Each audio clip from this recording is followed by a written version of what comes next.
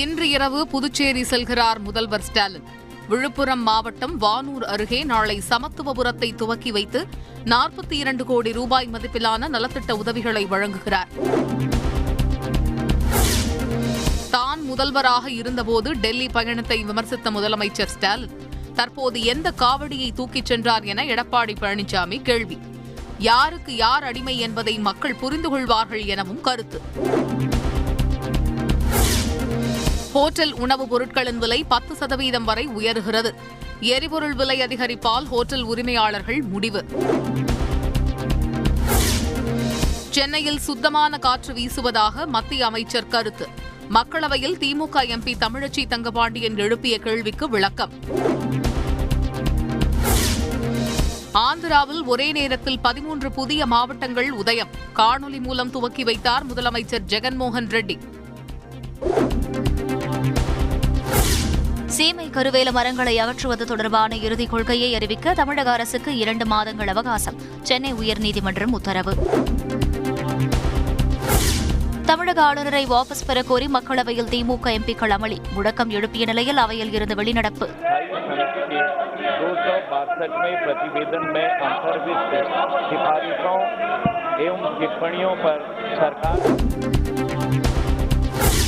Petrol diesel விலை இன்று லிட்டருக்கு தலா 38 காசுகள் அதிகரிப்பு. பெட்ரோல் விலை 109 ரூபாய் 34 காசுகளாகவும் டீசல் 99 ரூபாய் 42 காசுகளாகவும் விற்பனை. பெட்ரோல் டீசல் மற்றும் சமையல் எரிவாயு விலை உயர்வை கண்டித்து நாடாளுமன்றத்தின் இரு அவைகளிலும் எதிர்க்கட்சிகள் கடும் அமளி. மாநிலங்களவை நாளை வரை ஒத்திவைப்பு. 267 is not the appropriate rule. Nothing shall go on record. Petrol diesel விலை உயர்வு குறித்து மத்திய அரசு எந்தவித பதிலும் கூறுவதில்லை. திமுக மாநிலங்களவை குழு தலைவர் திருச்சி சிவா எம்பி குற்றச்சாட்டு. பாகிஸ்தான் இடைக்கால பிரதமராக முன்னாள் தலைமை நீதிபதி குல்சார் அகமதுவை நியமிக்க வேண்டும். இம்ரான்கான் பரிந்துரை செய்துள்ளதாக தகவல்.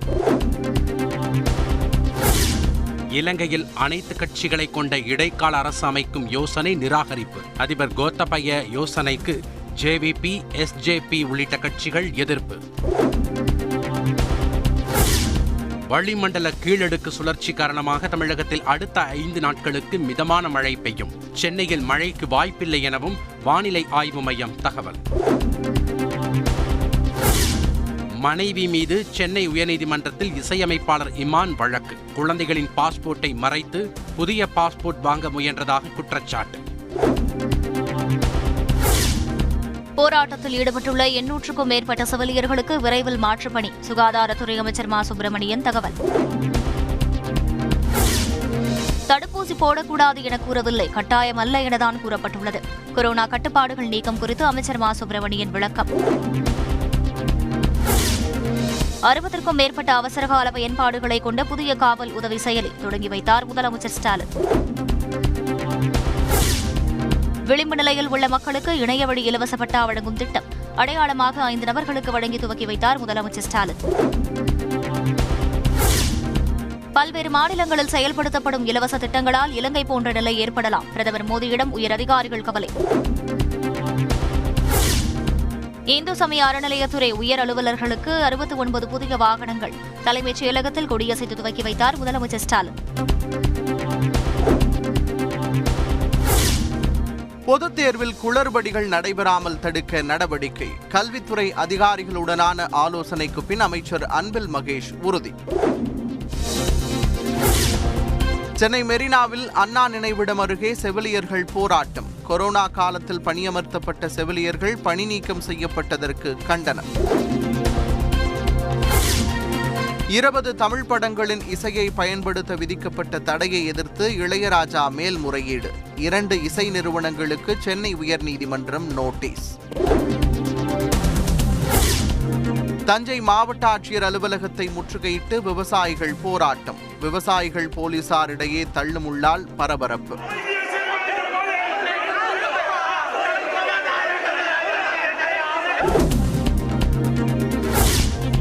எஸ்பி வேலுமணி மீதான டெண்டர் முறைகேடு வழக்கு முதற்கட்ட விசாரணை அறிக்கையை வழங்க சென்னை உயர்நீதிமன்ற பதிவாளருக்கு உச்சநீதிமன்றம் உத்தரவு.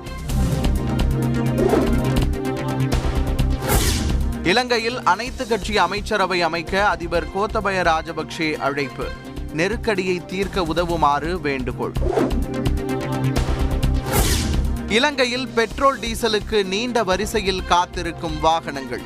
2 நாட்களாக காத்திருந்தும் கிடைக்கவில்லை என வாகன ஓட்டிகள் புலம்பல். நெருக்கடியான சூழலில் இலங்கையில் புதிய அமைச்சர்கள் நியமனம். அதிபர் கோத்தபய ராஜபக்சே அறிவிப்பு. 40வது நாளை எட்டியது ரஷ்யா உக்ரைன் இடையிலான போர். நிர்மூலமாக காட்சியளிக்கும் மரியுபோல் நகரம்.